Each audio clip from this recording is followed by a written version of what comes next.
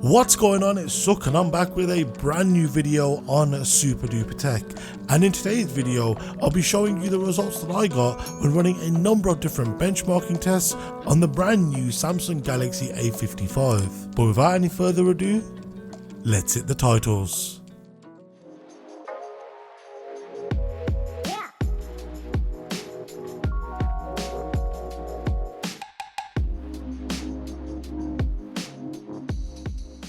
So the first benchmarking test which I ran on the Samsung Galaxy A55 was of course Geekbench 6. Now when running the CPU test, I got a single core score of 1165 with a multi-core score of 3445.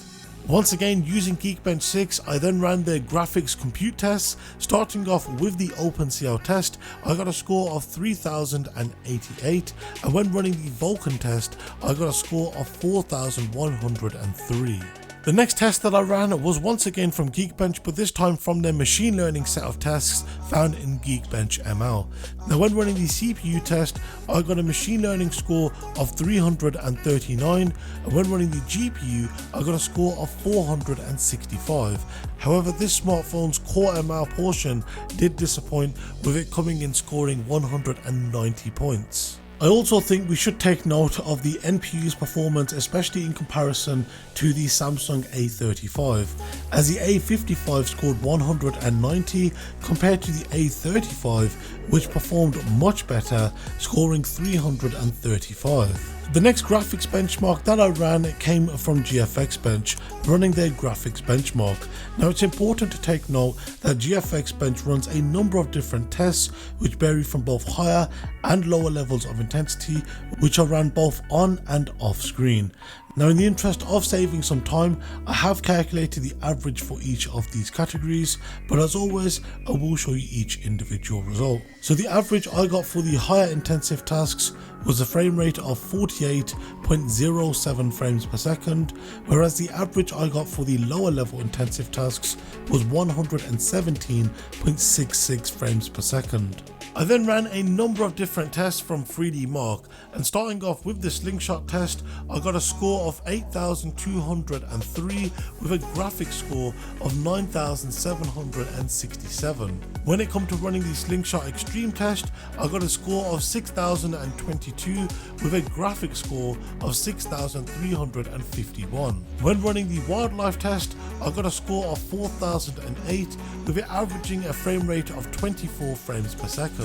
When it comes to running the wildlife stress test, the highest score it achieved was 4027, with it achieving a lowest score in this stress test of 3524. I also ran the wildlife extreme test, and when running this test on the Samsung Galaxy A55, I got a score of 944, with it averaging 5.65 frames per second. And when running the wildlife extreme stress test, the highest score it achieved was 956, with the lowest being 943. As this smartphone does not support any ray tracing, I was unable to run the Solar Bay and Solar Bay stress tests. I then ran a number of different basemark GPU tests.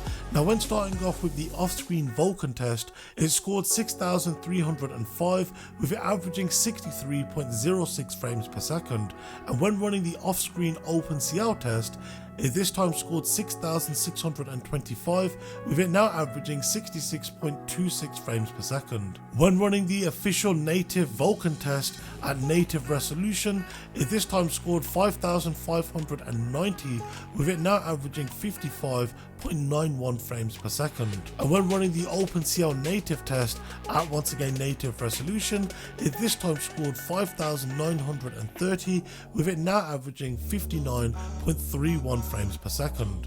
I then wanted to test the Wi-Fi and cellular capabilities of the Samsung Galaxy A55. So when running the Wi-Fi speed test, I got download speeds of 394 megabits per second with upload speeds of 103 megabits per second. And when switching over and using the 5G cellular network of EE here in the UK, it this time managed to pull download speeds of 117 megabits per second, with it pulling upload speeds of 29.1 megabits per second. Now I did run this test multiple times, and for whatever reason I wasn't getting really high upload speeds like I have done with some other smartphones. I then ran a disk speed test and got sequential write speeds of 487 megabytes per second with sequential read speeds of 967 megabytes per second. When testing the RAM, I got random write speeds of 29 megabytes per second, and when it comes to reading from the RAM, I got speeds of 25 megabytes per second. When running the memory copy test, I got speeds of 5.22 gigabytes per second. I also ran yet another disk speed test, and when running this test, I got read speeds of 1001 megabytes per second with write speeds of 417 megabytes per second. The interesting thing is the Samsung Galaxy A55 managed read speeds of 1391 megabytes per second, which is approximately 40% faster than the read speeds that we've seen with the A55. I also ran the AI benchmark test, and when running this test I got a score of 106. I then ran a number of different tests from Antutu, and starting off with their graphics benchmark, I got a score of 724,562, and when running the Antutu HTML5 browser benchmark, I got a score of 52,802. I also did a storage speed test through Antutu and got sequential read speeds of 1,704 megabytes per second with sequential write speeds of 1,029 megabytes per second. I also got random read speeds of 458 megabytes per second with random write speeds of 318 megabytes per second. So that will be it for today's video. Of course, if you enjoyed the video or learned anything new about the Samsung Galaxy A55, then be sure to let me know by dropping a comment down below in this video's comment section, or alternatively you can hit me up on my social media, which I'll leave linked down below in this video's description. Once again, thank you very much for watching, and I'll see you next time. Take care and have a good one.